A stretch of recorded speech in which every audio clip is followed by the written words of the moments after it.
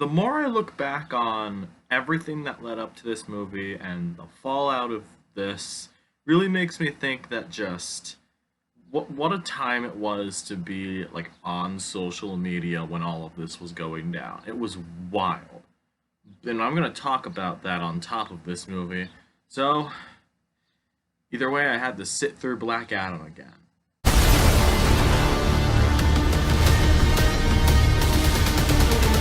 If you have been watching the past couple DC EU marathon videos, I will say that DC has been on a pretty good roll. Their last two DC EU movies, or at least adjacent ones, the Suicide Squad and Zack Snyder's Justice League, were pretty big wins. They were completely different in their own rights, but it was still strengthening the DC brand that I think really helped it. Even though it's not connected to the DCEU, The Batman was the last DC movie before Black Adam. And that was a massive win for DC, even if it wasn't connected to the DCEU. There's a whole story behind that, but let's not get into that here. So yeah, DC and Warner Brothers had been on a pretty good hot streak for good DC movies. And now we have Black Adam. I do have to give a bit of history on this, because this predates a whole chunk of stuff. The Rock was originally cast as Black Adam all the way back in 2007. He has been trying to get this movie made for about 15 years leading up to it. And even in the marketing, and of course that now infamous proclamation of the hierarchy of the DC cinematic universe is about to change and all that. And look, I get it. There's if you're proud of a movie, you gotta build something up. And let alone, this was 15 years in the making, so I don't blame him for going hard on the marketing for this. He was doing so much shit for this. But I will say that I think this is a good lesson in not overflating your ego. And just overinflating? I don't know what the word is. You cannot let your ego get to you in any kind of business. This happened with The Rock here.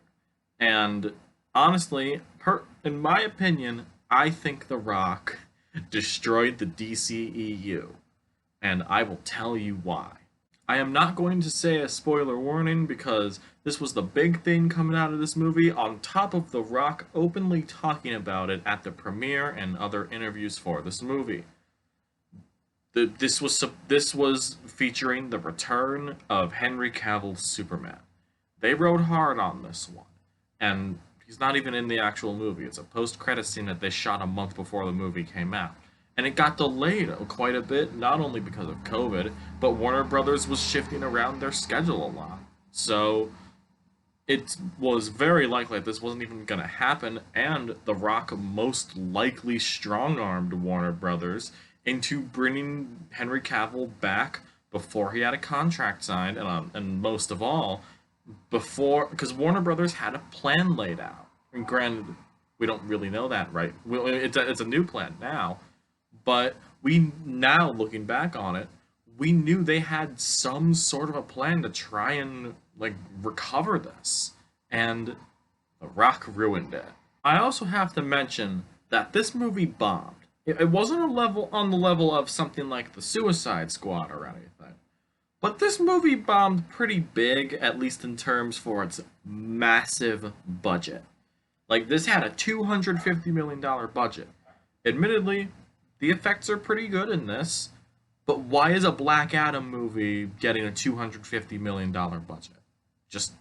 It should have stopped right there. And mainly because of that, everything that happened, and because it bombed, The Rock tried to throw out some numbers in like a Variety article of like, oh wait, the Black Adam actually didn't bomb, and he got called out on it because again, taxes are not my thing, and it all equated to essentially The Rock publicly committing tax fraud, and so yeah, the movie did bomb. And he has been let go from DC. I'm pretty sure not even a full week after Black Adam came out was when Warner Brothers announced that James Gunn was running DC. So they realized that this was a massive mistake, and they just immediately forgot this movie ever happened. Now that's a lot of build up for this movie. There's a lot that happened, and a lot of the fallout even affected the newest Shazam Fury of the Gods in a massive way, based on the fact that The Rock had too much of an ego to appear in the new Shazam, or let Shazam appear in this Black Adam movie, which, what the fuck is going on over there? Either way, that's the past. That's what happened. We have to talk about the movie now because it's been a little long. And yeah, based on how I've been talking about it, I don't think this movie's good. I don't even think this movie's bad. This movie's awful. Like, I actually think, because watching this again, because, I had to watch it again for this, obviously, I'm pretty sure it broke me. I was like, I can't believe they let The Rock do this. And yes, I know he's The Rock. He is an entertainer. He is a pretty good businessman. I'll give him that. But just this was such a massive mistake to let him do. It's not to say that a Black Adam movie wasn't the worst idea in the world.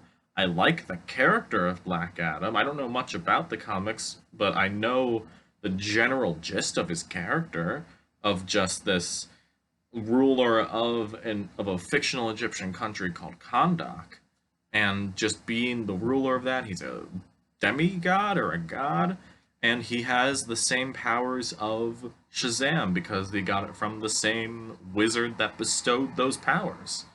And I think that could be a cool character, but it's just not well done here. There's a whole nother element to this in the Justice Society, which could have been pretty good. Aldis Hodge makes for a great Hawkman. I think Pierce Brosnan is awesome as Dr. Fate, and probably the best part of this movie. I think Quintessa Swindell does fine as Cyclone. I don't really know what else she's been in, so I can't really judge like this performance because I think she's fine. But seeing Noah Centineo play Atom Smasher is genuinely one of the funniest things ever. Like, it's laughably bad. I even remember when they first announced that Noah Centineo was going to be in this movie. Everybody collectively went, "Oh, this is going to be dog shit, isn't it?" Well, look at that. Anyway, the whole angle of the Justice Society, at least from Hawkman's perspective, is that heroes don't kill people. They're treating, in this movie at least, Black Adam as more of an anti-hero, mainly a villain for the most part, but an anti-hero nonetheless. And the term of heroes not killing people, look, I get it. I get that they heard the complaints about Batman and Superman, but even though people get killed in destruction, to my knowledge off the top of my head, I don't think Marvel's ever acknowledged that their heroes kill quite a bit of people. But it just feels like this kind of story is just 15 years too late. And that's why I'm saying that, because The Rock was cast as Black Adam 15 years ago, at a point where something like this could have worked. A lot of the action is a little mind-numbing, although I think Dr. Fate's pretty cool, just because I like that character. Again, I know it's akin to Doctor Strange, who happens to be my favorite Marvel character, at least out of the MCU. So, yeah, no, it was pretty easy for me to say that Dr. Fate is the best part of this movie. And I'm going to touch on the visual effects again, because they're not bad in this. Like, it was very clearly a lot of money was put into this. There was even that one time with comics where everybody got Black Adam'd, and they all have the powers of Shazam. Like, literally everyone. So, just putting it in my mind of, they were banking on this movie to be a hit, and it wasn't. They were banking on a Black Adam movie to be a hit, and it wasn't. Just let that sink in for a little bit, and just show how delusional that is. I'm gonna end this video with 2 points that I had that just really sum up why I think this movie is just vile. The first is the idea of there being source material. I think it's fine to me if you stray away from the source material. I think the biggest example of that being changing in the Miss Marvel series, changing Kamala Khan from an Inhuman to a mutant. Granted, I think that was the original idea for the character when she was first created, but then they changed it for reasons that I do not know. But there is still, like, you can still respect the source material with doing your own thing. This movie does not respect the source material at all. This is just a Rock movie.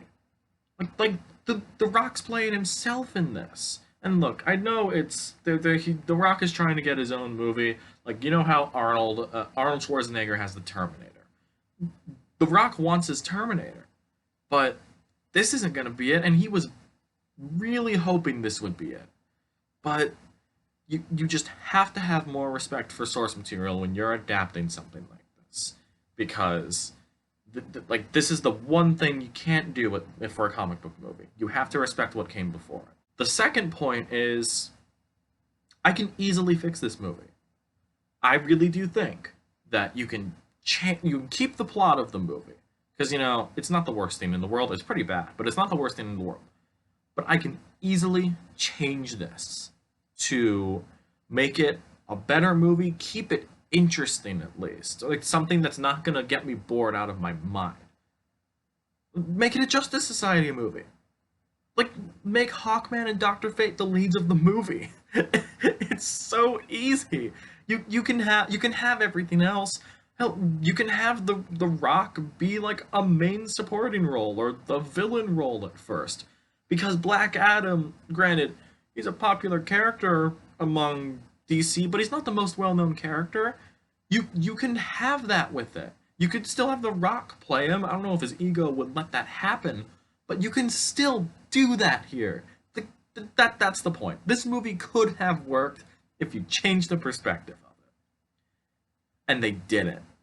And it's really fucking stupid. And it actually, like, actively pisses me off. Okay, I'm gonna stop now because I'm going to get, like, actually angry if I keep talking about this movie. Black Adam somehow is not the worst DCEU movie, but it's really close now. It's really, really close.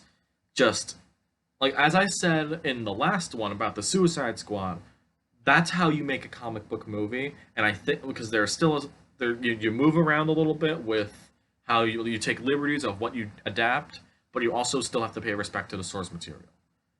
Black Adam does not do any of this. That would be a much different story if the actual story was good, if the acting was good, if the action was good, if anything was good. If anything was good.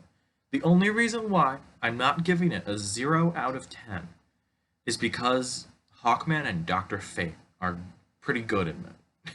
I mean, I know that just countered what, like, I said earlier just now, but those are the bright spots of this movie. I can give credit where credit's due. It's not, I would hope they carry over, but it's not going to happen because Warner Brothers wants to forget this movie happened. So I'm going to take it. Excuse me. I'm going to take it and just walk away. This is a 2 out of 10. If you've seen Black Adam, let me know what you think in the comments. Oh, I'm getting mad. I'm getting mad. I will see you in the next video. See ya.